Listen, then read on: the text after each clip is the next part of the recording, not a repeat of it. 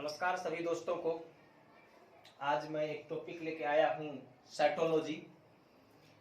तो साइटोलॉजी में कुछ इंपॉर्टेंट क्वेश्चन है, उस पे हम लोग डिस्कशन कर रहे हैं। साइटोलॉजी, सबसे पहली बात है कि साइटोलॉजी से खूब क्वेश्चन पूछा जाता है हर एक कॉम्पिटिटिव एग्जाम में, और इससे जो क्वेश्चन निकल रहा है उससे मैक्सिमम क्वेश्चन को मैंने निकाल लिया है ना, जो क्वेश्चन पूछा जाता है नॉर्मली एग्जाम में। तो साइटोलॉजी क्या होता है? साइटोलॉजी को मैं इधर लिख लेता हूं।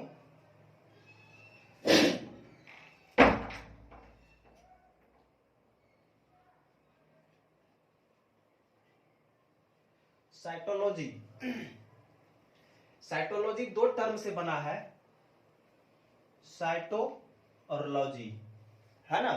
तो साइटोलॉजी दो टर्म से बना है। तो साइटो का अर्थ होता है सेल, है ना, और लॉजी का अर्थ होता है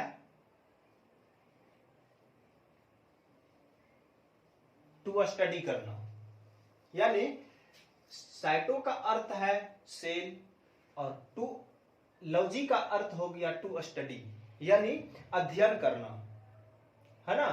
तो कुल मिला के हम कह सकते हैं इस चीज को कि साइटोलॉजी जो होता है सेल के अध्ययन को, कोशिका के अध्ययन को, है ना, कोशिका के अध्ययन को साइटोलॉजी कहा जाता है ना। तो यहां से स्पष्ट चीज निकल रहा है कि साइटो का अर्थ सेल होता है और लॉजी का अर्थ टू स्टडी यानी अध्ययन करना होता है।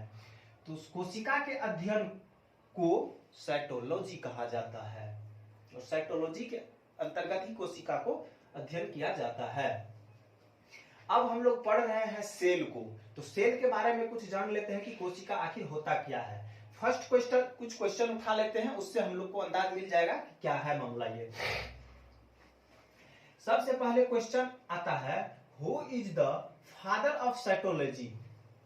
Who is the father of cytology? तो यहां पे हम कह सकते हैं कि कोशिका विज्ञान का जनक कौन है। हिंदी में कोशिका विज्ञान का जनक कौन है? तो कोशिका विज्ञान का जनक रॉबर्ट हुक को माना जाता है, लेकिन इसके बारे में हम आगे विस्तारित रूप से हम लोग पढ़ेंगे इस चीज को, रॉबर्ट हुक को। लेकिन अभी एज ए क्वेश्चन पे हम लोग डिस्कशन कर रहे हैं, रॉबर्ट हुक का आगा व्याख्या हम लोग करेंगे, है ना। तो who is the father of cytology यानी कोशिका विज्ञान के जनक कौन है? तो रॉबर्ट हुक को माना जाता है। और साइटोलॉजी का टर्म किसने दिया? ये साइटोलॉजी जो है ये टर्म किसने दिया? ये टर्म दिया था हर्टविग नामक वैज्ञानिक ने। हर्टविग नामक वैज्ञानिक ने एक टर्म दिया जिसे साइटोलॉजी कहा गया, है ना। तो टर्म दे दिया हर्टविग नामक ने। अब कोई क्वेश्चन यहाँ पे कंफ्यूज आता है साइटोलॉजी और साइटोजेनेटिक्स में, है ना। साइटोलॉजी और साइटोजेनेटिक्स दो चीज में कंफ्यूज होता है कि दोनों चीज आखिर मामला है क्या, साइटोजेनेटिक्स साइटोलॉजी। तो साइटोलॉजी भी दो चीज से बना हुआ है। अब ध्यान देंगे, इसको मैं मिटा दूं। यहां पे है साइटोजेनेटिक्स,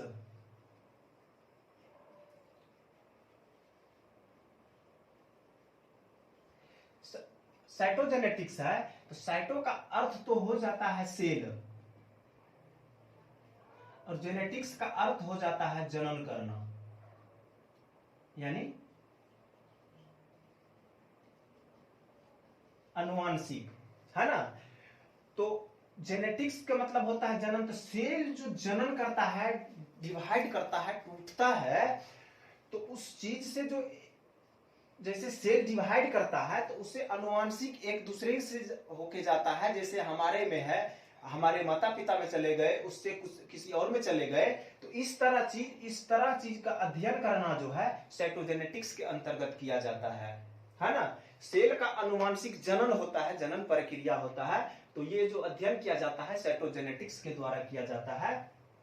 तो कुल मिला के हम कह सकते हैं, अगर इससे जो क्वेश्चन पूछता है तो father of cytogenetics, father of cytogenetics, अनुवांशिक विज्ञान के जनक कौन है?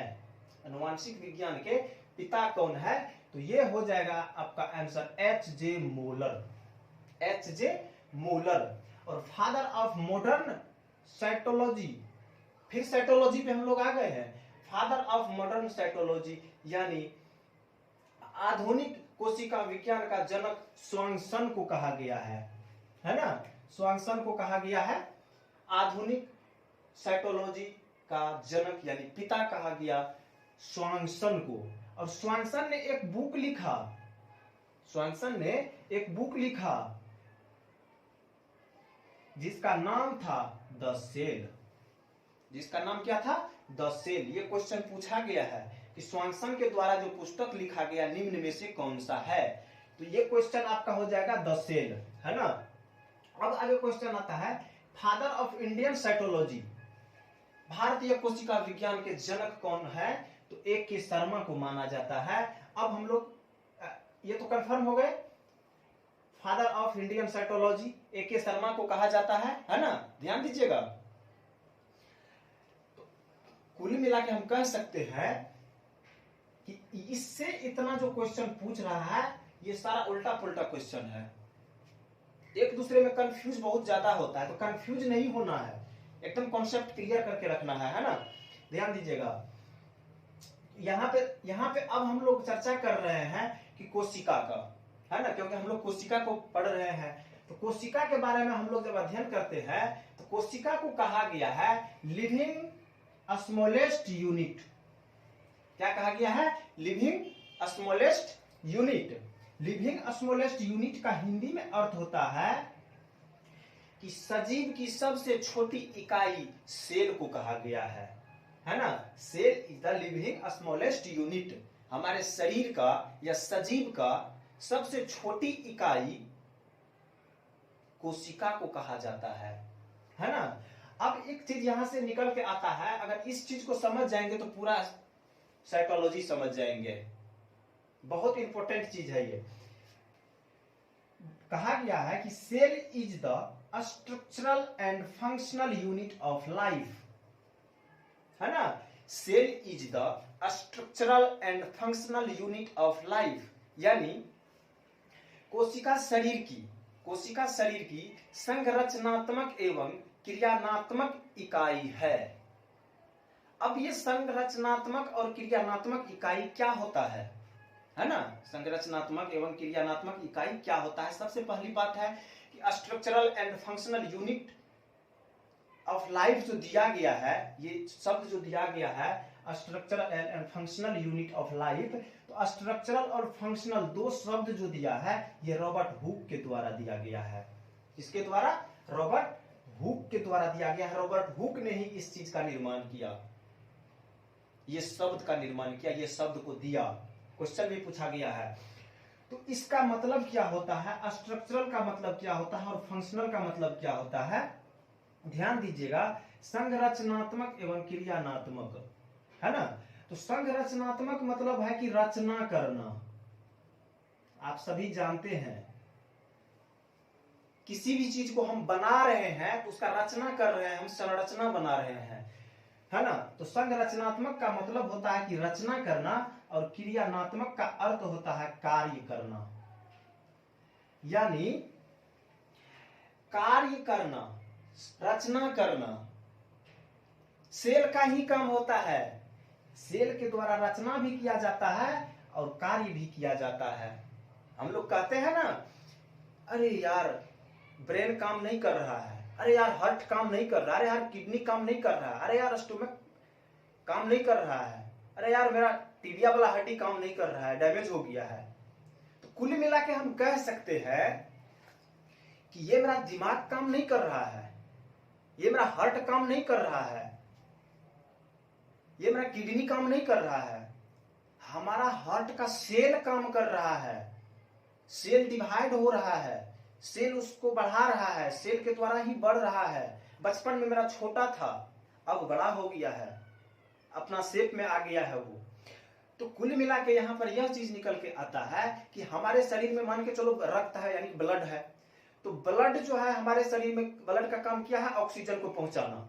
तो ब्लड जब ऑक्सीजन को पहुंचा रहा है तो ब्लड नहीं पहुंचा रहा है, ब्लड का सेल पहुंचा रहा है, उसमें जो प्रोटीन है वो पहुंचा रहा है, ब्लड का सेल जो काम कर रहा है, तो कुल मिला के हम कह सकते हैं हर एक क्षेत्र में सेल ही काम कर रहा है और रचना भी सेल ही कर रहा है। जैसे मान के चलो हमारा ब्रेन का काम है कोऑर्डिनेट एवं कंट्रोल करना, ब्रेन का काम है कोऑर्डिनेट एंड कंट्रोल करना, तो ब्रेन नहीं कर रहा है, वो ब्रेन का सेल कर रहा है ना। तो इस तरह हम संरचना भी सेल करता है और कार्य भी सेल ही करता है। अतः हम लोग कह सकते हैं structural and functional unit of life, इस चीज को हम लोग कहते हैं। यही कारण है कि ये शब्द जो दिया गया है कि सारा काम तो सेल ही कर रहा है। जब सारा काम सेल ही कर रहा है तो क्यों नहीं करेगा वो, सबसे सोचने की बात है ना। अब मैं एक चीज को स्पष्ट करना चाहता हूं, जैसे मान के चलो सबसे पहले शरीर का निर्माण कैसे हुआ, हम इस चीज पे अब बात करना चाहते हैं, है ना। शरीर का निर्माण कैसे हुआ, तो आप देख सकते हैं यहाँ पे सबसे पहले आप लोग को देखने में परेशानी नहीं ना।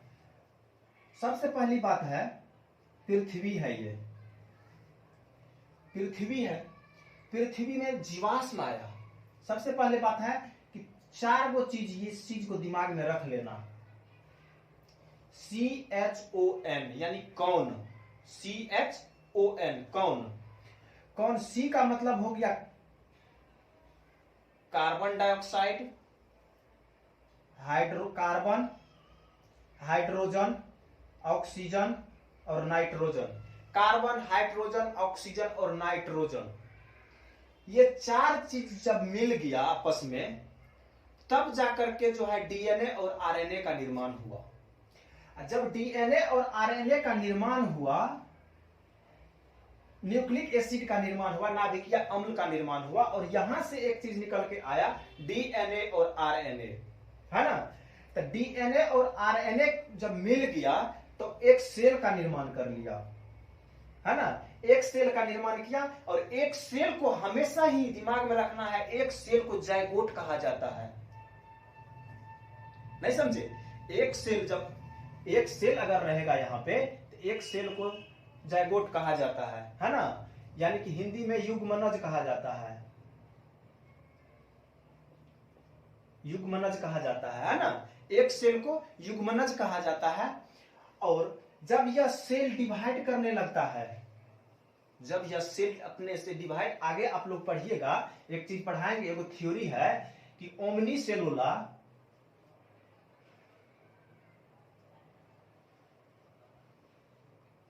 असेलुला, ओमनी सेलुला असेलुला का अर्थ आप लोग को आगे बताएंगे हम आप लोग को। यह एक बहुत अच्छा टॉपिक है, ओमनी सेलुला असेलुला, है ना।